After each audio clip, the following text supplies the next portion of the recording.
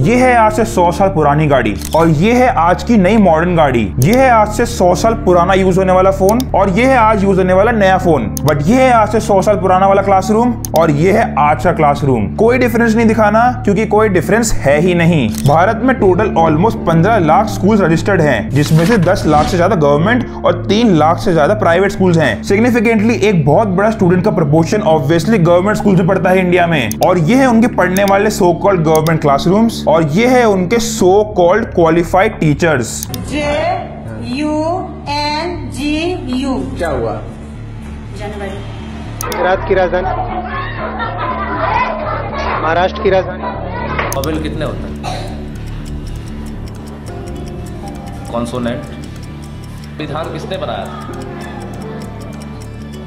India के education system में ना एजुकेशन है और ना कोई सिस्टम है। तभी तो एक रिसर्च के अनुसार 83% से ज्यादा जो यूथ है इंडिया में वो अनएम्प्लॉयड है। बट डेटा में अनएम्प्लॉयड लिखा है, बट असलियत में ये अनएम्प्लॉयबल हैं। तभी तो रिसेंट टाइम्स में एक न्यूज बहुत ज्यादा वायरल हुई थी कि TCS में 80,000 से भी ज्यादा वैकेंसीज हैं, बट इंडिया में ऐसा यूथ है ही नहीं जो इतना स्किलफुल हो जो उस वैकेंसीज को फुल कर सके। आप खुद सोचिए, ये जो 83% लोग जो अनएम्प्लॉयबल है डेटा के अनुसार, ये क्यों अनएम्प्लॉयबल है?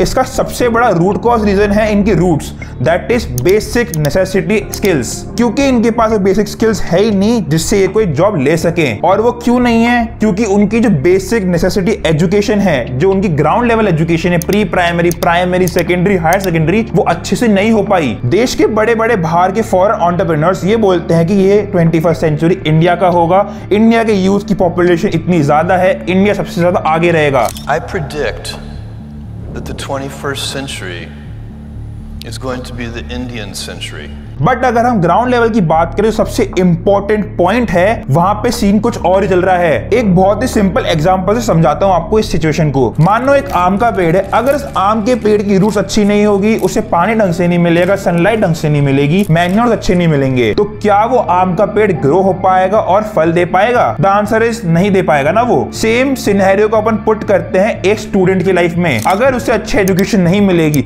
अच्छे क्वालिफाइड टीचर्स नहीं मिलेंगे, तो वो क्या अच्छे से एजुकेशन ले पाएगा, अच्छे से स्किल्स डेवलप कर पाएगा? इधर भी सेम जवाब है, नहीं। हमारा इंडियन एजुकेशन सिस्टम इतना खराब है कि 30-40 साल से सेम बुक्स रिपीट हो रही है कॉलेजेस में और स्कूल्स में। नहीं मानते तो NCERT की कोई भी बुक उठा लेना, उस पे हमेशा रिवाइज एडिशन लिखा हुआ आएगा। बहुत ही माइनर से चेंज करते हैं, बट जो मेजर चेंज है वो होता ही नहीं है। क्या 15-20 सालों में एक बार भी कुछ मेजर चेंज नहीं आया? अभी भी हम सेम स्ट्रीम्स में ही खेल रहे हैं, आर्ट्स, कॉमर्स, साइंस। इतने टाइम से ये चलता आ रहा है। बट अगर हम बाहर के देशों की देखें, वो मिक्स सब्जेक्ट्स को अलाउ करते हैं, बट यहाँ पे 2020 में मिक्स सब्जेक्ट्स आने थे, लेकिन वो 2024 तक नहीं आ पाए। एक मिडिल क्लास इंडियन पेरेंट पूंजी जोड़ के, पेट काट के, सेविंग्स कर के, लोन ले के अपने बच्चे को एक अच्छे स्कूल में डालता है, ताकि उसे एजुकेशन बहुत अच्छी मिल सके और लाइफ में सक्सेसफुल हो सके। बट ग्राउंड रियलिटी कुछ अलग ही चल रही है। वही 30-40 साल पुराना करिकुलम फॉलो कर रहे हैं, प्रैक्टिकल एजुकेशन की जगह अभी भी थ्योरेटिकल एजुकेशन और रट्टू तोता बना रहे हैं। बट गलती अकेले सिस्टम की भी नहीं है, कहीं ना कहीं पेरेंट्स भी एक बहुत ही मेजर रोल प्ले करते हैं। आप खुद सोचिए, एक बच्चा है जो एकेडमिक्स के अलावा एक्स्ट्रा करिकुलर एक्टिविटीज में ज्यादा अच्छा परफॉर्म करता है, जैसे म्यूजिक, डांस, स्पोर्ट्स, बट वो कितना भी अच्छा परफॉर्म कर ले, उनके पेरेंट्स उसे अलाउ ही नहीं करेंगे उसको करने के लिए, क्योंकि डीपली माइंड में तो वही सोच है ना कि हमें अपने बेटे को IAS, डॉक्टर, इंजीनियर बनाना है। बट 48% से भी ज्यादा बीटेक ग्रेजुएट्स आज की डेट में अनएम्प्लॉयड हैं। 24 लाख लोग नीट का पेपर दिए थे 2024 में, जिसमें 55,000 सीट्स हैं। यूपीएससी में टोटल 11 लाख से भी ज्यादा एस्पिरेंट्स हैं जो पेपर देते हैं, और सिलेक्शन 1000 से भी कम का होता है। और ये नंबर ईयर बाय ईयर बढ़ने ही वाला है, कम तो बिल्कुल नहीं होने वाला। यही पेरेंट्स की आउटडेटेड सोच पेरिस ओलंपिक्स में भी दिखती है। India as of 5 August 2024 58th rank पे है ओलंपिक्स में, और हमसे आगे यूक्रेन, जिसपे भी रशिया ने हमला करा था, ऑस्ट्रेलिया, अजरबैजान, उज्बेकिस्तान, ये कंट्रीज हैं, क्योंकि यहाँ पे रॉट लर्निंग ज्यादा होती है और रैट रेस में लगे रहते हैं बच्चे। और वहीं जिस टाइम कोरोना आया, उसी टाइम एक और वायरस आया इंडिया में, that is mobile addiction and social media addiction. On an average एक इंडियन 4 घंटे से ज्यादा मोबाइल यूज करता है, जिसमें से 2 घंटे से ज्यादा वो सोशल मीडिया पे देता है। मानो या ना मानो, ये एडिक्शन 2020 में मल्टीप्लाई हो गया था, जो फॉर ऑब्वियस रीजंस आज हमें असलियत में दिख भी रहा है। और सोशल मीडिया पे भी कोई नॉलेजेबल कंटेंट नहीं मिलता, कोई ना कोई एक चाय वाला रोल्स रॉयस दिखाता है, कोई वड़ा पाव वाली अपनी मस्टैंग दिखाती है, और स्टूडेंट्स या फिर कोई भी इंसान इंसान ये सोचता है हमें भी ये करना चाहिए और वो अपनी बेसिक एजुकेशन भूल जाते हैं। मैं कोई बिजनेस को खराब नहीं बता रहा, किसी भी प्रोफेशन को गलत नहीं बोल रहा, बट आपको एक बेसिक एजुकेशन लेना बहुत ही जरूरी है। बिजनेस की नॉलेज नहीं होगी तो बिजनेस करोगे कैसे। But apart from this all odds, जो भी बच्चा डेडिकेशन से पढ़ाई करता है, कभी उसकी सीट रिजर्वेशन खा जाता है, कभी पेपर लीक हो जाता है।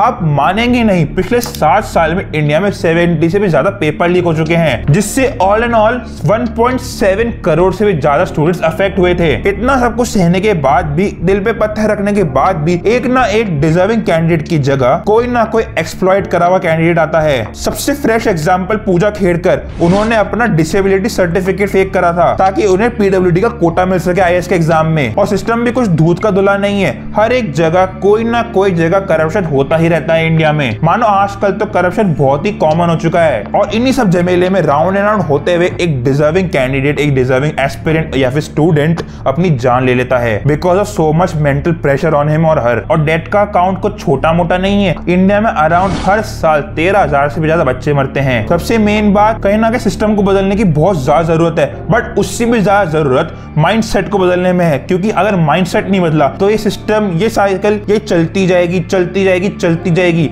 और हम एक दिन सुपीरियर इकोनॉमी से एक इंफीरियर इकोनॉमी बन जाएंगे। वीडियो अच्छा लगे तो do like, share, subscribe and comment your thoughts. मिलते हैं अगले वीडियो में, तब तक के लिए जय श्री राम।